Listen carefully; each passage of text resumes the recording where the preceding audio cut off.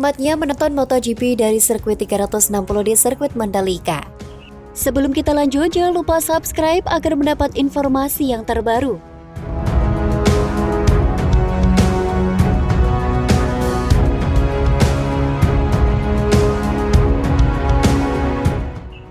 Bukit 360 sendiri berada di dalam kawasan sirkuit sehingga bila ingin menonton dari Bukit 360 harus tetap memiliki tiket. Karenanya sekarang Bukit 360 sudah ada bangunannya dan jalan menuju ke puncak 360 sudah diaspal halus. Ada 3 lounge mewah di atas Bukit 360 sirkuit Mandalika yang sudah dikontrak dengan pihak sponsor sirkuit. Waktu SBK belum ada fasilitas ini, ucap Abdul Bar Emansur selaku Direktur Utama ITDC Cabur Temu Motor Plus Online.com pada hari Senin 21 Maret 2022 di sirkuit Mandalika. Sekarang sudah ada 3 lounge di atas Bukit 360 dan jalan sudah diaspal menuju ke atas sehingga bisa naik mobil. Jelas Abdul Bar, dikontrak selama 1 tahun oleh Telkomsel, Bank Mandiri dan Bank BRI. Terangnya, jadi haknya sudah ada di mereka, bukan kita lagi. Baik ITDC maupun MGPA, tutur pria ramah ini yang sukses menggelar MotoGP.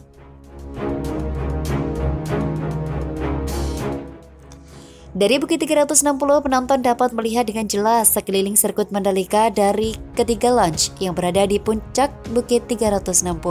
Dari ketiga lounge yang ada menurut motorplusonline.com, yang terbaik adalah lounge milik Bank Mandiri. Karena dari lounge milik Bank Mandiri memang bisa melihat sekeliling sirkuit Mandalika karena berada di titik paling atas bukit. Pemandangan yang ditawarkan saat berada di Bukit 360 adalah penonton bisa melihat pantai di arah selatan dan utara merupakan keseluruhan sirkuit Mandalika. Jika sore bisa menikmati sunset dari balik Bukit Seger dari ketiga lounge berada di atas 360 dengan fasilitas mewah yang disediakan. Bukit 360 berada di tikungan 10 persis di tikungan Pertamina yang ikonik. Hanya penonton undangan khusus yang dapat menuju Bukit 360, jadi tidak sembarangan penonton. Cukup tunjukkan gelang khusus 360 baru bisa menyeberangi dan menikmati menonton MotoGP dari spot terbaik di dalam sirkuit Mandalika.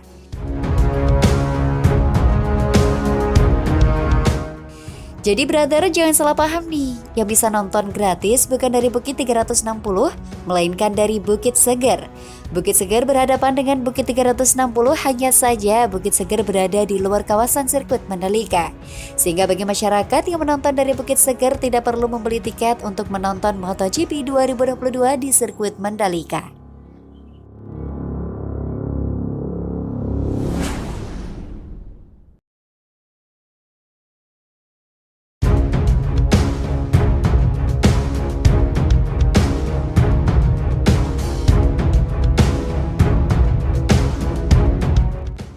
ITDC dan MGPA kompak ingin gelar F1 di sirkuit Mandalika. Sebelum kita lanjut, jangan lupa subscribe agar mendapat informasi yang terbaru.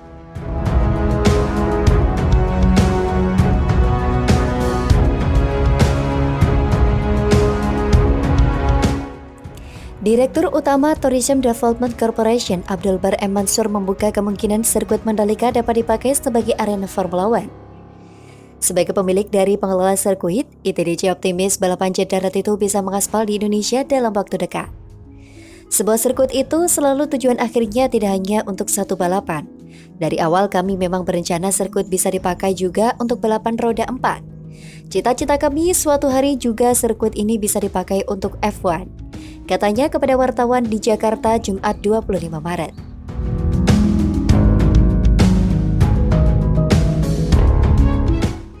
Kendati demikian, Abdul Bar menyatakan bahwa sirkuit Mandalika tidak akan mudah mendapatkan izin mengadakan balapan F1. Pasalnya, terdapat syarat yang harus dipenuhi trek demi mendapatkan restu dari FIA selaku otoritas tertinggi olahraga balap mobil. F1 kualitasnya sangat ketat dan syarat lisensi mereka sangat banyak sekali. Kami saat ini belum siap, ujarnya. Selama MotoGP Mandalika 2022 bergulir, 18 hingga 20 Maret lalu, Abdul Bar mengungkapkan bahwa ajang tersebut turut dihadiri perwakilan FIA di sirkuit Mandalika. Dia berharap FIA mengirim sinyal positif jika Indonesia mengajukan proposal menjadi salah satu tuan rumah F1. Ia pun membenarkan perwakilan FIA kembali mengunjungi sirkuit Mandalika pada Kamis 24 Maret lalu. Namun menurutnya kegiatan itu dilakukan untuk meninjau trek dan masih jauh dari proses homologasi. Kemarin yang datang untuk evaluasi. Waktu MotoGP kemarin juga orang dari FIA datang dan tertarik dengan sirkuit Mandalika. Tapi inspeksi resmi belum ada. Kemarin hanya meninjau saja karena inspeksi resmi harus melalui IMI terlebih dahulu, ucapnya.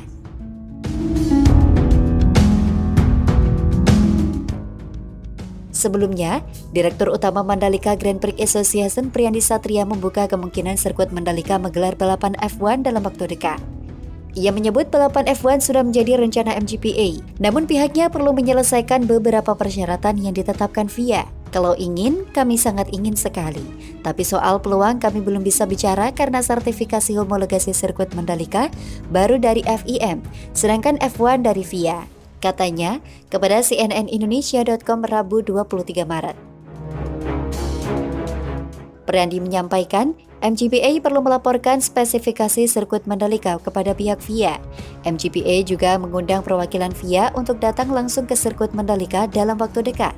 Setelah itu, ada banyak proses teknisnya yang harus kami siapkan seperti panjang, lebar, struktur, dan sebagainya dari sirkuit, ujarnya. Jika sisi teknisnya banyak sekali, setelah semuanya lengkap dan mereka setuju, barulah keluar homologasi, lanjut Priyandi.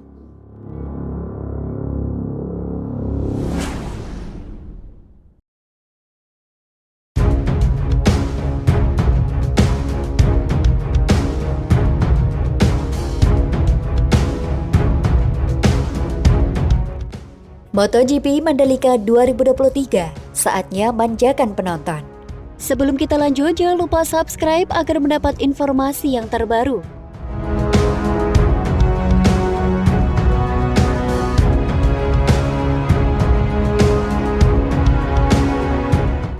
MotoGP Mandalika 2022 berjalan dengan sukses meski ada sejumlah permasalahan.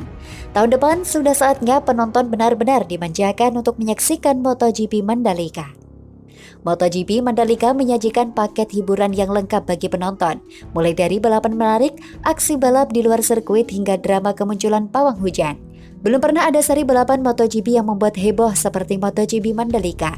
Pujian banyak diberikan untuk sirkuit Mandalika yang dianggap sukses menggelar MotoGP.